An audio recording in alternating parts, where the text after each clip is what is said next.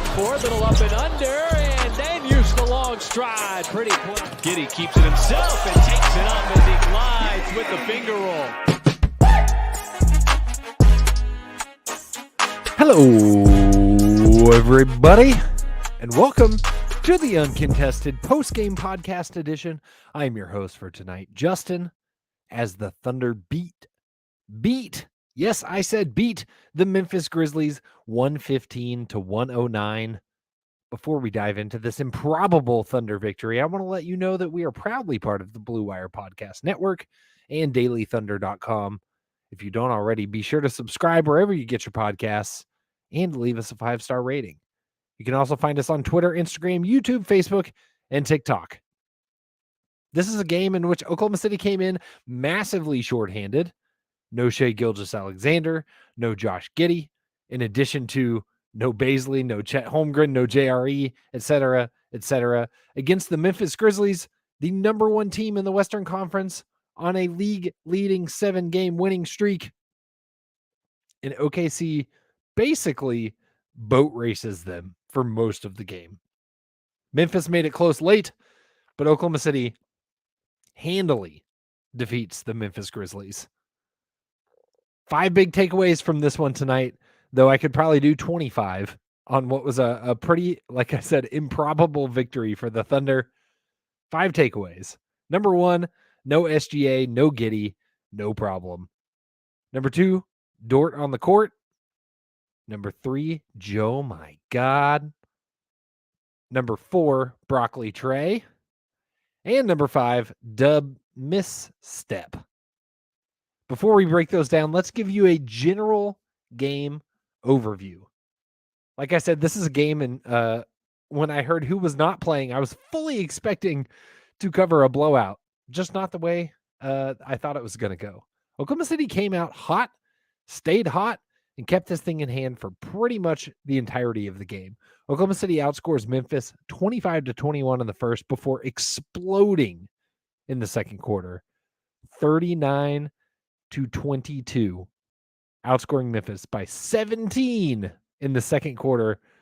Oklahoma City does that after holding Memphis to just 21 points in the first, 22 in the second. This is one of the best scoring teams in the NBA.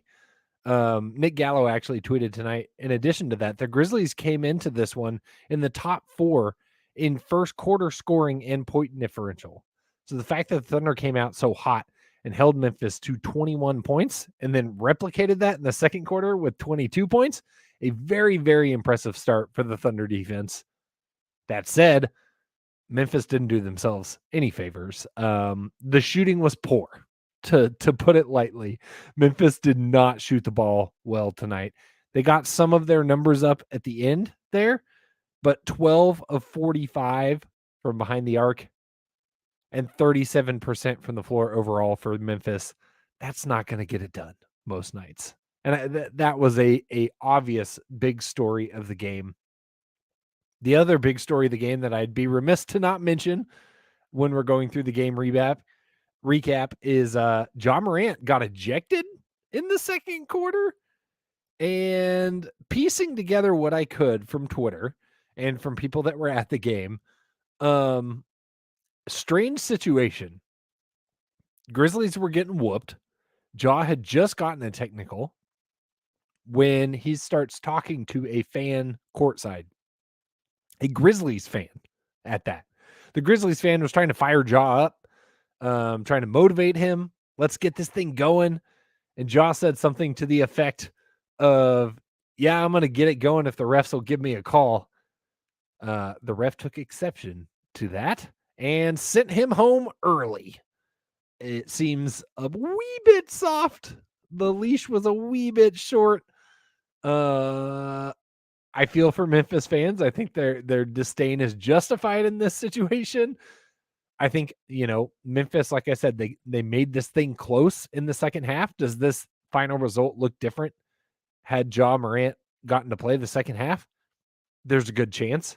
But at the time, the Thunder were up by 20. So it's hard to say, for sure whether the tide would have changed, because when Ja did play, Oklahoma City was handling them very well. Still disappointing. I think you always want to see the stars play. Granted, Oklahoma City came into this one without their stars, but it's tough. Tough scene in Oklahoma City for Ja Morant. Absolutely. But like I said, as this game went on, Memphis started hitting more shots in the second half. Oklahoma City got a little bit more sloppy, which is to be expected given the depth of the lineup Oklahoma City was forced to play tonight. But overall, a very, very, very solid victory for OKC to snap their losing streak and snap Memphis's winning streak. Oklahoma City had to rely on contributions from many, many players, which leads us to our big takeaway. Number one, no SGA, no Giddey, no problem. You may recall approximately 1 year ago, a very similar situation transpired. No SGA, no Josh Giddey.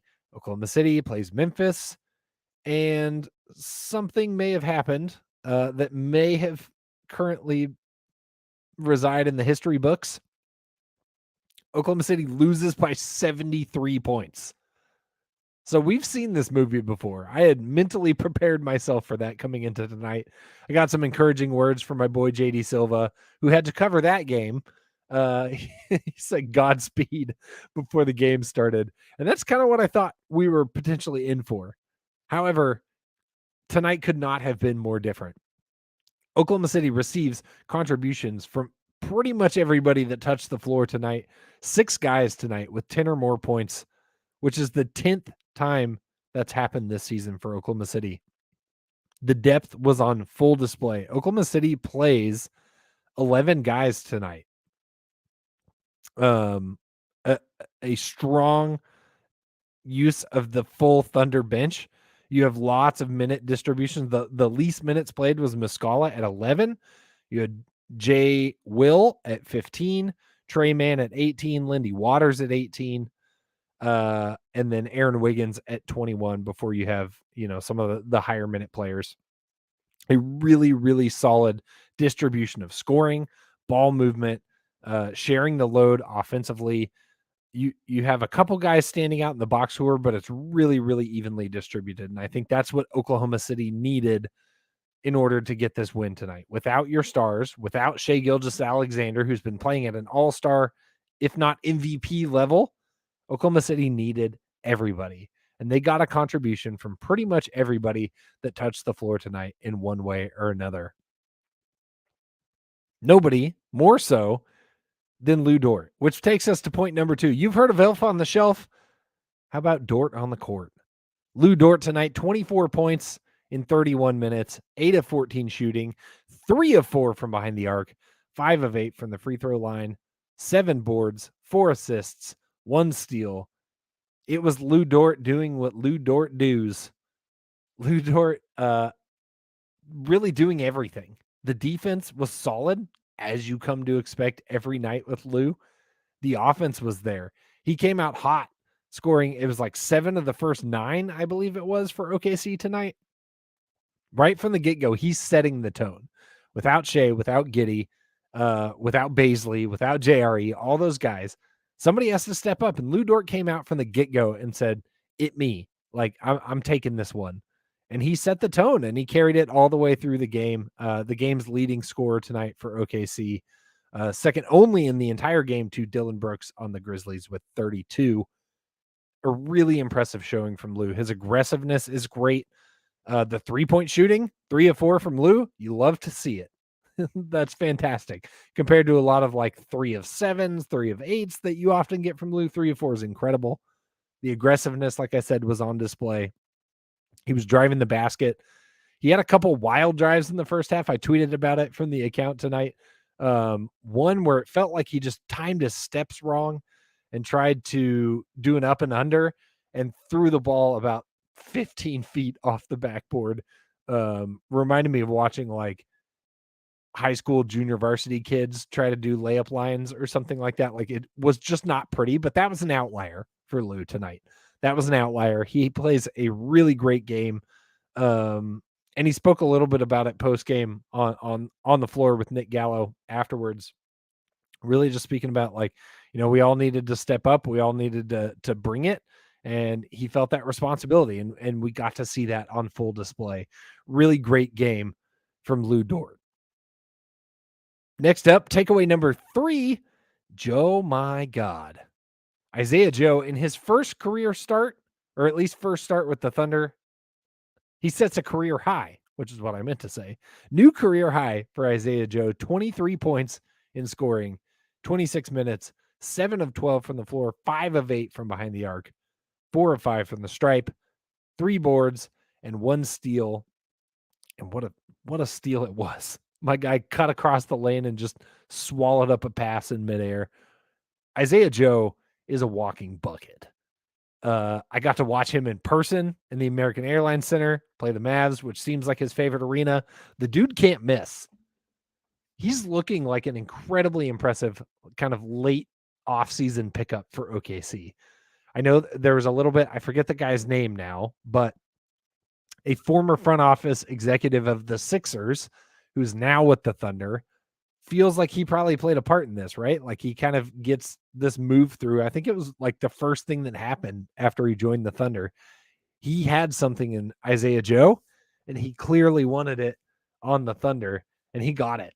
And it's been really fun to watch. Isaiah Joe, every time he shoots it, you expect to see the ball go in the basket. And having somebody on the team that you can have that expectation from, like, who's the last Thunder player you felt that way about? It's tough to say. The Thunder have not had a history of great shooters, but Isaiah Joe is shaping up and really kind of showcasing all that he can do. And it's incredibly impressive. If he can continue to do this and do it consistently like he has over the last few games, if he can do that a very long period of time, it's hard to deny that this kid's going to have a role on this team, and a significant role on this team, because he opens things up so much by commanding attention. I loved what he brought on the defensive end tonight too. Everybody was locked in defensively, and they had to be. And it was a really successful outing on both ends of the floor tonight from Isaiah Joe. I think that it's super encouraging to watch this play from him, but it also, creates some questions. It creates questions moving forward, specifically when you think about how he fits alongside somebody else on this roster, which takes us to point number 4. Broccoli Trey. Tre Mann tonight did not check into the game for quite some time.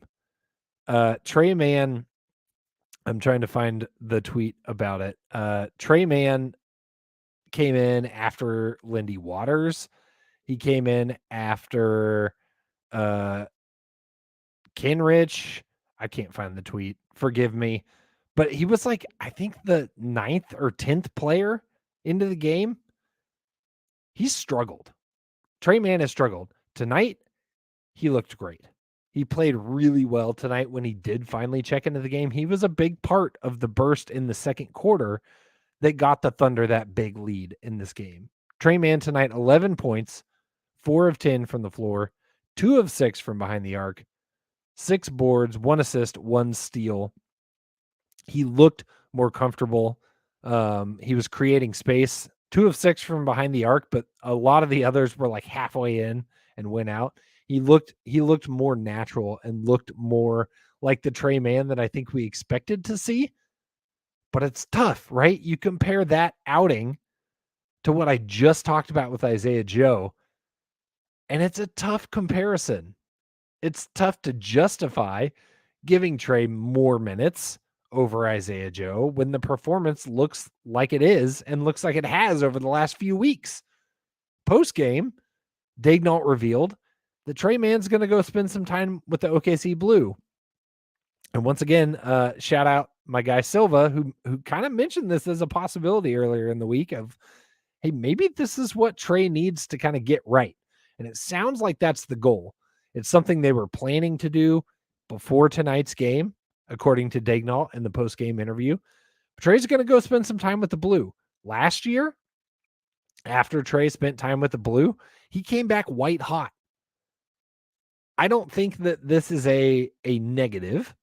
I don't think the Thunder views sending somebody to the Blue as like a demotion or a punishment or a penalty or anything like that. But I think it's clear Trey's rhythm is not there. Trey's outputs are not matching his potential. This season, he's shooting 28.6% from behind the arc. Over the last 10 games, he's shooting 20.5% from behind the arc. Not good numbers from somebody that can be a dead-eye shooter. We saw it for a good chunk of last season. It has not come through this season. It has not translated. Maybe a stint in the G League gets him that confidence back. Gives him an opportunity to run more of an offense, to have more of that scoring responsibility, to take more of that emphasis, which he's not getting now, especially with the emergence of Isaiah Joe. You think about Tre Mann right now, you have Shai playing at a supernova level. You have Josh Giddey playing really well, Dort playing well, J-Dub's stepping up, Isaiah Joe coming in out of nowhere. Tre Mann's trying to find a spot on this team, trying to carve out a role. And I think it's been a tougher go than most of us expected, myself included. I was really optimistic about Tre Mann coming into this season. And if you listen to last Saturday's game that I covered, I spoke a bit about it then. This week has not been great for Tre Mann. I think this opportunity with the Blue will be a chance to kind of reset some things. I'm hopeful that, we can see some growth from Trey, get to see some of those opportunities like we saw late last season when OKC was pulling the tank levers, where Trey got to kind of go out and be the dude. That can get your confidence up. And so hopefully that's what this G League stint does for Tre Mann moving forward. Last but not least, our fifth takeaway for the evening, Dub misstep. Is a bad pun, and I'm sorry. J-Dub tonight, 30 minutes, 0 of 8 shooting, 0 of 2 from behind the arc, 1 of 2 from the free throw stripe for 1 point, 2 boards, 6 assists, and 1 steal. J-Dub had a rough go.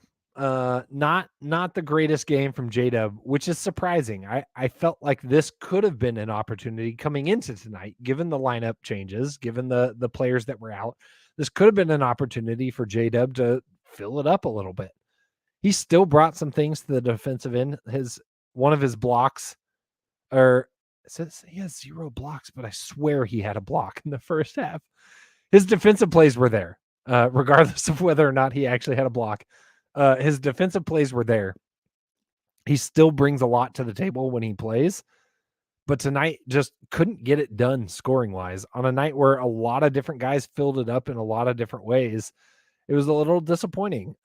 He's a rookie. Ups and downs happen. Not the end of the world, but I think I expected to see more out of J-Dub tonight, given the opportunity that lay there. And I think other guys on this team took that opportunity.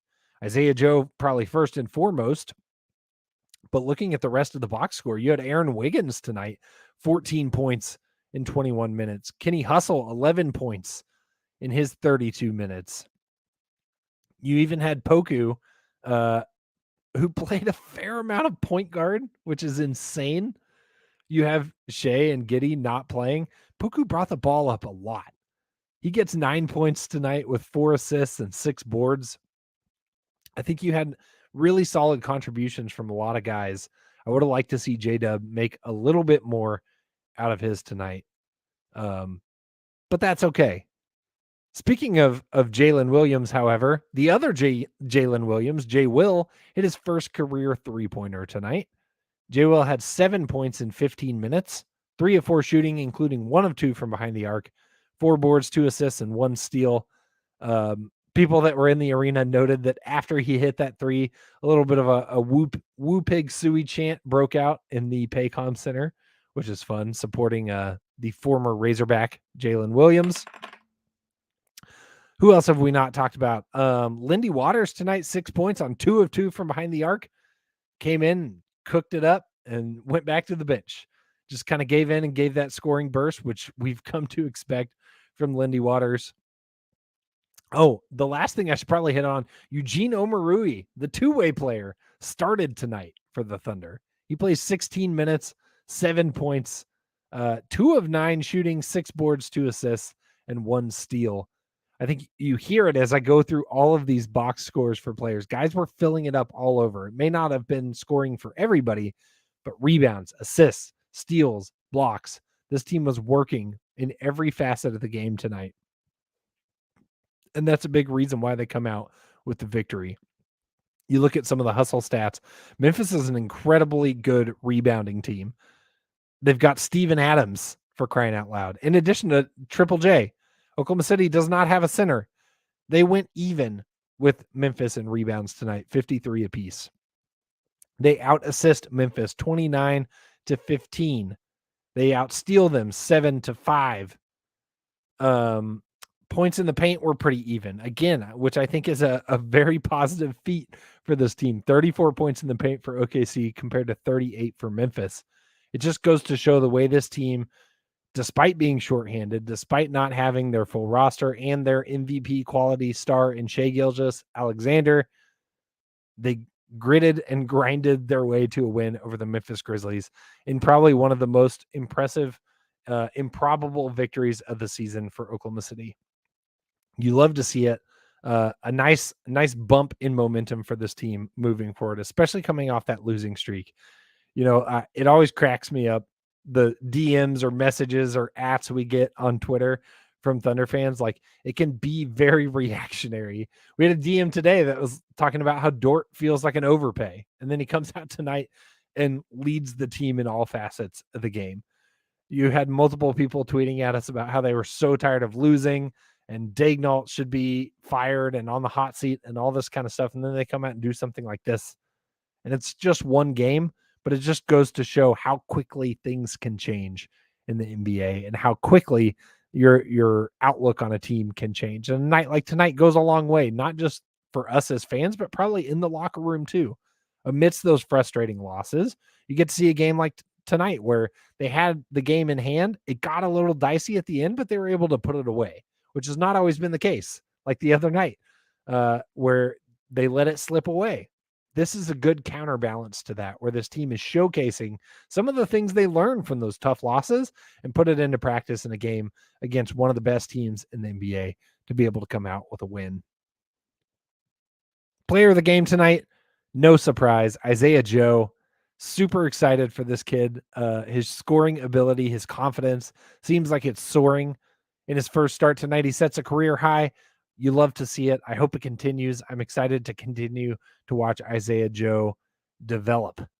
We'll get to watch him develop as the Thunder have a full slate of games coming up. Up next, they play the Portland Trailblazers on Monday night at the Paycom Center before turning around and playing the Portland Trailblazers again on Wednesday in one of those new weird baseball style series the NBA is doing.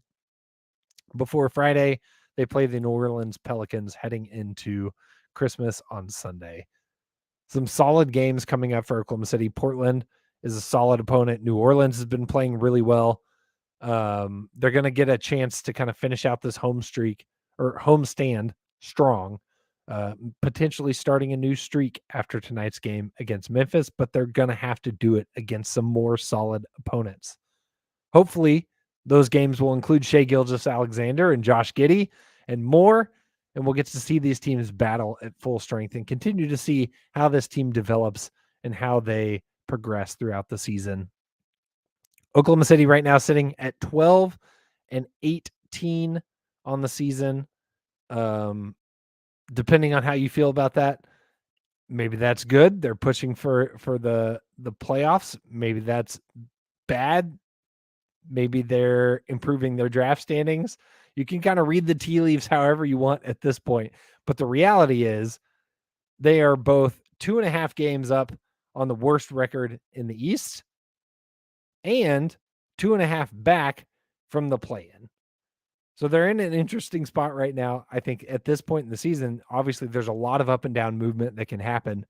But they're right there behind teams like the Golden State Warriors and the Los Angeles Lakers, teams that Brian Windhorst, would not talk about the same way he talks about the Oklahoma City Thunder. So I think it's very interesting to look at things like NBA standings at this point in the season and just the reputation that different teams have there's a lot of season left. There's a lot of season left, and only 2.5 games separating kind of the worst of the worst from somebody that, would be crowned a successful season in the eyes of the majority of the league for the Thunder if they, made the play in or something like that. But the point being, neither of those things may be representative of who the Thunder are or who they're trying to be or what their goals are for the season. I think the progress is more important than the standings. And I think that as fans, through the ups and downs, it's important to kind of keep that larger perspective on things. Watching nights like tonight from Isaiah Joe, watching nights like tonight from Lou Dort, seeing these guys develop and progress despite the wins and losses. That's kind of the most important thing for this team right now. Because, by the way, you've got a guy named Chet Holmgren hanging out, ready to go next season, in addition to wherever the Thunder end up in the draft next season. There's a lot to be optimistic about. And especially on a night like tonight, where you take it to the number 1 team in the West, it feels good and gives you a lot to look forward to. That'll do it for me tonight. Thanks so much for hanging out. Thanks for tuning in. Thanks for listening to this wherever you get your podcast. Make sure you come back tomorrow night, Sunday night, our last group show before Christmas. We're going to get the whole gang together and talk the week at large and the upcoming schedule. We're going to have a lot of fun, maybe some Christmas-themed content. So be sure to check that out. Be sure to subscribe wherever you get your podcasts. Subscribe on YouTube. Come hang out in the live streams. And until next time, and as always, Thunder up.